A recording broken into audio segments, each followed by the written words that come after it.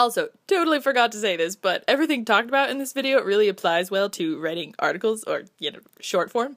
So if that's interesting to you, very good. As you'll remember, in week 4, I did a video called Finding Your Teacher. I talked about Natalie Goldberg and how her book really helped me get over the fear of writing stuff down. This guy's book helped me get over the fear of revising. It's called On Writing Well, and it's by William Zinsser. It is not new. This is a 30th anniversary edition. It was a book my mom had read in college, and it always stuck with her, and then I was really curious, and I love it, and I'm gonna talk about it with you, because I love this book. And it taught me 2 magic words of revision. Don't make fun of me. They were magical. They really helped me just clarify what I was trying to do during the revision process. So what are the 2 words? The first one is simplicity. And that's something I really need as someone who loves details. Here's chapter 2. See there? I really needed someone to tell me. So you're using 6 words to say what you want to say there?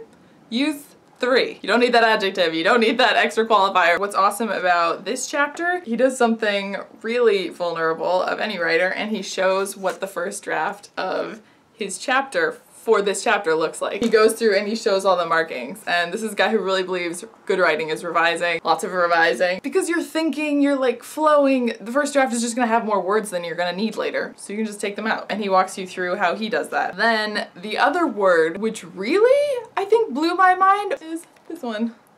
Unity. Can you see? It's chapter 8. What I really liked about this is I remember the blog post I was working on when I was reading this book. I realized I hadn't decided what tone I wanted to write it in, and therefore I kept changing back and forth based on what I thought like sounded interesting or sounded intellectual or sounded funny. I wasn't just like having enough confidence to like stick with one thing. He kind of sums it up simply. Unity is the anchor of good writing. Therefore choose from among the many variables and stick to your choice. Decide what you're doing. Decide if you're gonna talk as like this person's best friend, as this person's distanced third-party textbook. Yeah, he explains it really well. And I think the hardest part is just there's just so many ways you can write, but it really makes a difference when you just like pick one and keep this like unified driving feeling. And the more I wrote from there, the easier it got to practice simplifying what I was trying to say and also keeping unity in what I was trying to say. And so that's it. I'm gonna keep this one short because I am doing like a revising marathon this weekend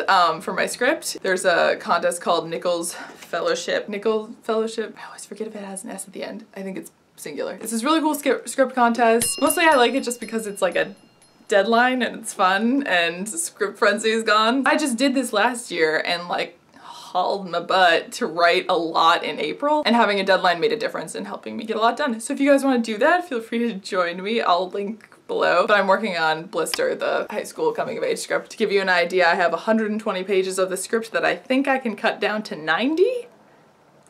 So that's what I'm trying to do. A little busy, but it's good. Anyway, I'm gonna go back to revising. Again, here's the book. I will link it below. Mr. Zinsser can be your other buddy for writing. And have a great night, morning, whenever this goes up. I'll see you soon. Okay, bye.